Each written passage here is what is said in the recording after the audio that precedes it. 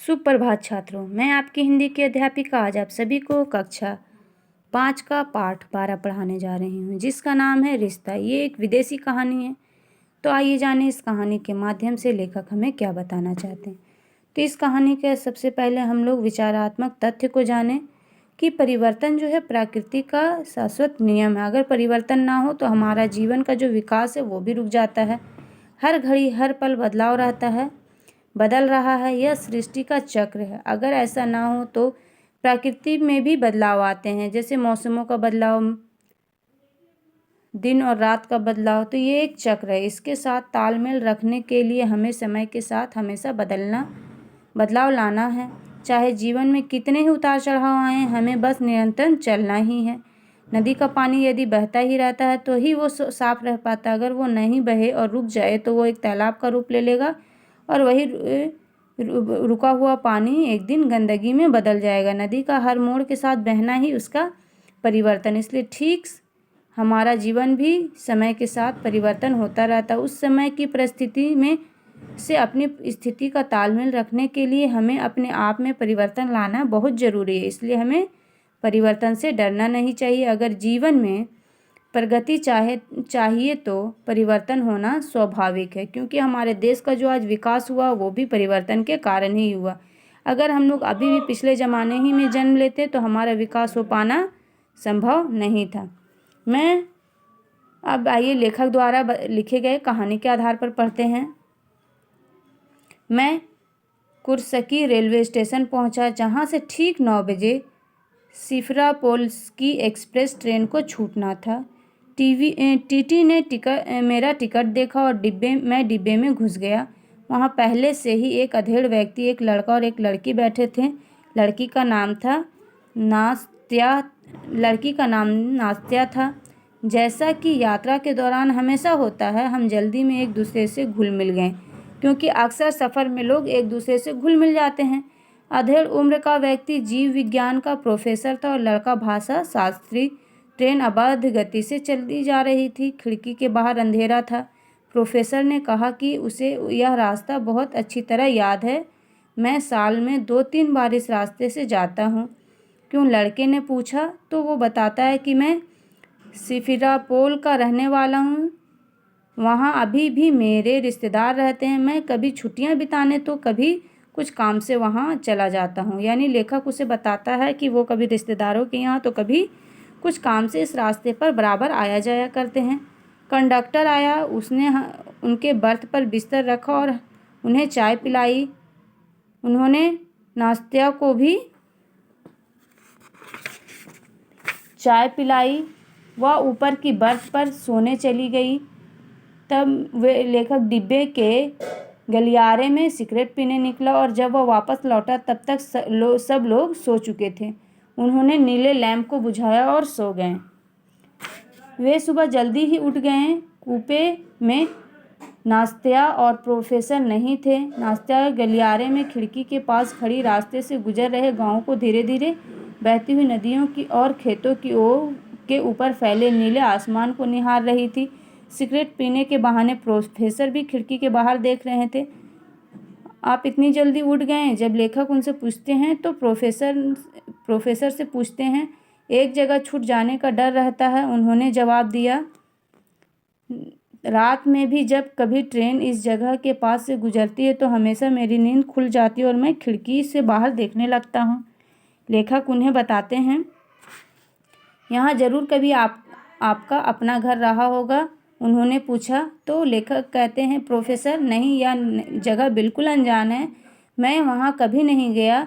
यह एक लंबी कहानी है जो क्रांति के पहले हुई थी, जब मैं छोटा बच्चा था।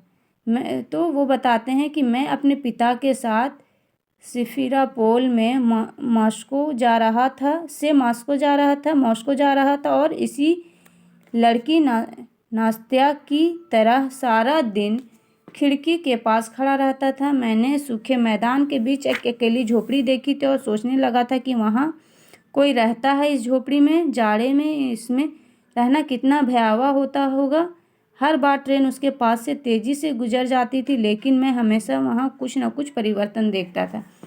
प्रोफेसर बताते हैं कि वो इस झोपड़ी को अपने बचपन से देखते आ रहे हैं, जिसके कारण आज भी इस जगह को वो देखते हैं और वो यही सोचते थे, क्योंकि हमेशा उस झोपड़ी में कोई ना कोई उनको बदलाव दिखाई देता था। एक दिन उन्होंने झोपड़ी के पास एक औरत को देखा। वह अंगीठी जला रही थी और पास ही उसका बच्चा लेटा था। बाद में इस झोपड़ी के इर्द गिर्द दूसरी झोपड़ियाँ आ गईं और धीरे धीरे इस अकेली टूटी फूटी झोपड़ी की तरह एक छोटा गांव विकसित हो गया। बच्चे दिखाई पड़ने लगे। रेल की पटरियों के पास खड़े होकर वह चिल्लाते थे।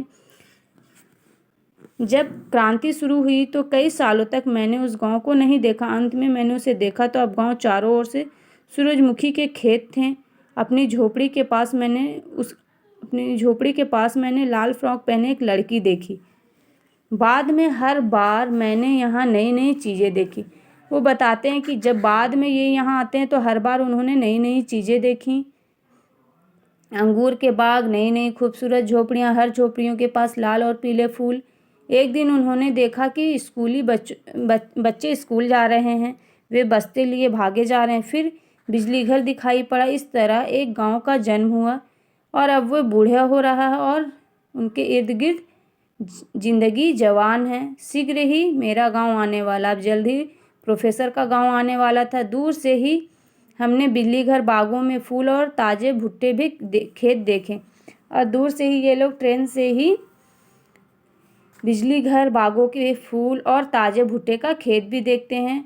आपकी झोपड़ी कहाँ? मैंने प्रोफेसर से जोर से पूछा। जब लेखक उनसे पूछते हैं कि आपकी झोपड़ी कहाँ है, अभी आती ही है वह झोपड़ी के आसपास बहुत से पेड़ व फूल थे। प्रोफेसर बताते हैं कि अब वो आती ही है और उतने में वो झोपड़ी आ जाती है। झोपड़ी के आसपास बहुत से पेड़ और फूल लगे हुए थे। लेखक ने ओवरकोट पहना और हल्का स्कार्फ बांधे और एक औरत को झोपड़ी के पास खड़े देखा। तालाब देखिए, प्रोफेसर ने उनकी ओर जोर से कहा। यह पहले नहीं था। सूरज की रोशनी में एक बड़ा गहरा तालाब चमक रहा था। बच्चे उसमें नहा रहे थे। यह सब कुछ जल्दी ही पीछे छूट गया।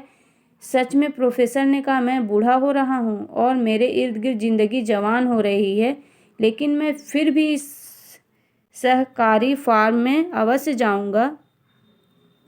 मैं अपनी इस झोपड़ी में जाऊंगा और इस महिला से कहूँगा कि मैं उसको कई सालों से जानता हूँ। मैं उसकी माँ को भी जानता हूँ और उसके गांव के पूरे इतिहास को। वह चुप हो गया और लेखक चुप हो जाते हैं, पर उनके मन में आने वाले पहले ही स्टेशन पर उतरकर उस गांव में लौटने और लहराते हुए गेहूं के खेत में गर्म मैदान के बीच स्थित उस छोटी झोपड़ी में रहने की इच्छा जागृत होती है, जिस झोपड़ी को वो लोग रास्ते में देख रहे हैं। तो इस प्रकार लेखक और प्रोफेसर के बीच जो बातचीत हुई, ये एक विदेशी यात्रा है, जिसके माध्यम से वो बताते हैं कि किस प्रकार निरंतर बदलाव के कारण एक झोपड़ी से आज हजारों झोपड़ियाँ, तालाब, कुएं, नल और बच्चे से जवान, बच्चे, बूढ़े, सब लोग वहाँ पे परिवर्तन के कारण ही दिखाई दिए। अगर ये परिवर्तन ना होता तो एक न एक दिन उस झोपड़ी का अंत होना ही था और वहाँ पे अभी कुछ भी नहीं बचता। इसलिए हमारे जीवन में परिवर्तन होना बहुत ही ज़्यादा ज़रूरी है, क्योंकि परिवर्तन के कारण ही हम आगे की ओर बढ़ते हैं और कुछ नई विकास की ओर जाते हैं। तो उम्मीद करती हूँ कि आप सभी को ये पाठ अवश्य समझ में आया होगा। धन्यवाद।